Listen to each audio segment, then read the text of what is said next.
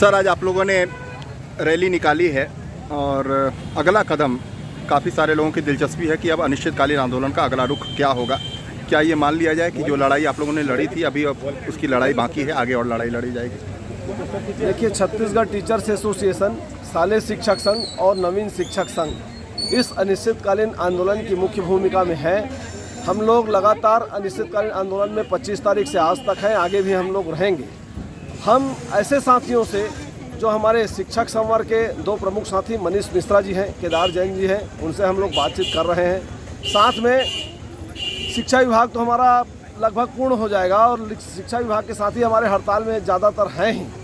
अभी जो कार्यालय वाले जो साथी हैं, जो फेडरेशन में जो शामिल थे और उन्होंने कल अपना हड़ताल स्थगित किया है, वापस किया है 5 दिन के बाद, ऐसे कार्यालय से जुड़े हुए साथियों से हम सहयोग चाहते हैं, अपेक्षा चाहते हैं और उनको आमंत्रित करते हैं, अपील करते हैं कि वो लोग भी इस अनिश्चितकालीन हड़ताल में ज्वाइन करें। इसलिए कि नेता की बात अलग है, वास्तव में पूरे प्रदेश के कर्मचारी ये चाहते हैं कि अनिश्चितकालीन हड़ताल होना चाहिए, क्योंकि मुख्यमंत्री जी ने इतने बड़े आंदोलन और लगभग पूरा छत्तीसगढ़ में कर्मचारी जगत में ये सबसे बड़ा आंदोलन होगा, इसमें केवल उन्होंने एक टाल मटोल का सा जवाब दिया है। तो सब कर्मचारी चाहते हैं, अब कर्मचारियों के नेता जो कार्यालय में बैठते हैं उनसे हम अपील कर रहे हैं, आग्रह कर रहे हैं, बातचीत कर रहे हैं कि वो लोग अनिश्चितकालीन हड़ताल में निष्पक्ष बैनर सामूहिक नेतृत्व में शामिल हो।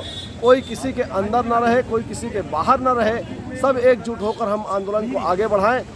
यही हमारी रणनीति है। उनसे बात करेंगे, चर्चा करेंगे, जो भी उनका जवाब आएगा, फीडबैक आएगा, उसके आधार पर हम कोर कमेटी की बैठक कल सुबह आयोजित करेंगे और निर्णय लेंगे। सर, केदार जैन ने आपको जवाब भेजा है, जो आपने भेजा था उनको, उसके मुताबिक कि आप आंदोलन अपना जारी रखिए।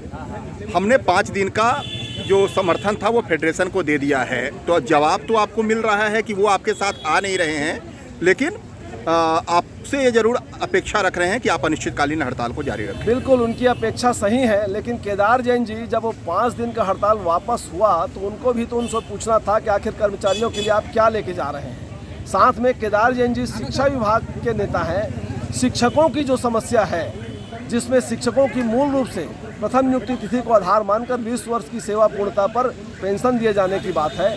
सहायक शिक्षकों को व्याख्याता और शिक्षक के अनुपात में वेतन विसंगति है, उसको दूर करके वेतन निर्धारण करने की बात है।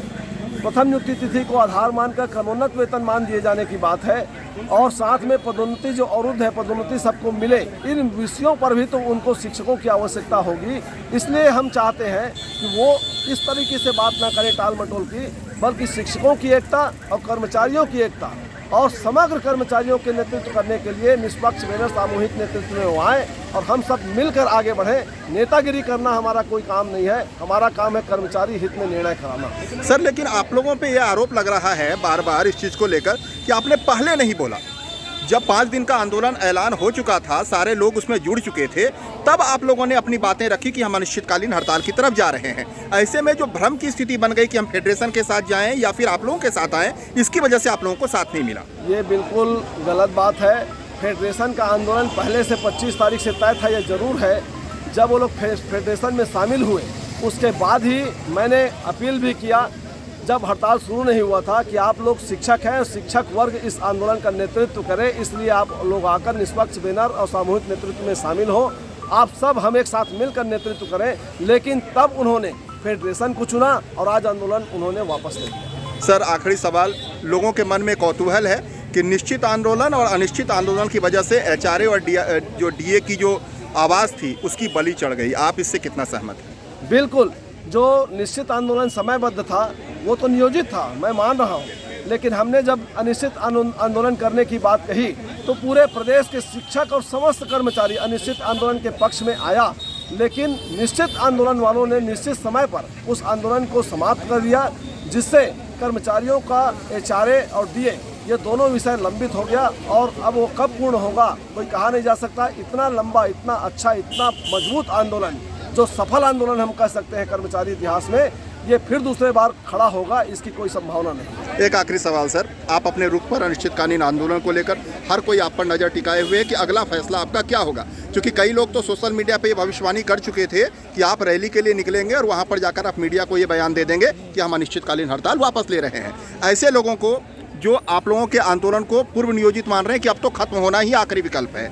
आप क्या जवाब देना चाहेंगे? निश्चित आंदोलन जो था 25 तारीख से लेकर 29 तारीख तक, उस आंदोलन का यह प्रतिस्पर्धा नहीं है। उस आंदोलन का पूरक आंदोलन है, क्योंकि हमने आंदोलन में रहकर उस आंदोलन को भी और अपने आंदोलन को मजबूती प्रदान की है। आज भी हम अनिश्चितकालीन आंदोलन में हैं और इस आस में हैं कि आज भी हमको कार्यालय क्षेत्र में जो काम करने वाले कर्मचारी संगठन हैं वो अपनी महती भूमिका दें, वो सहमति दें। फेडरेशन में भले थे, लेकिन कर्मचारियों की भावना को ध्यान में रखते हुए अनिश्चितकालीन आंदोलन में वो आए। उनकी जैसे हमको सहमति मिलेगी, निश्चित रूप से आंदोलन और आगे बढ़ेगा। और आज की स्थिति में हम केवल इतना कह सकते हैं कि अनिश्चितकालीन आंदोलन जारी रहेगा। धन्यवाद सर।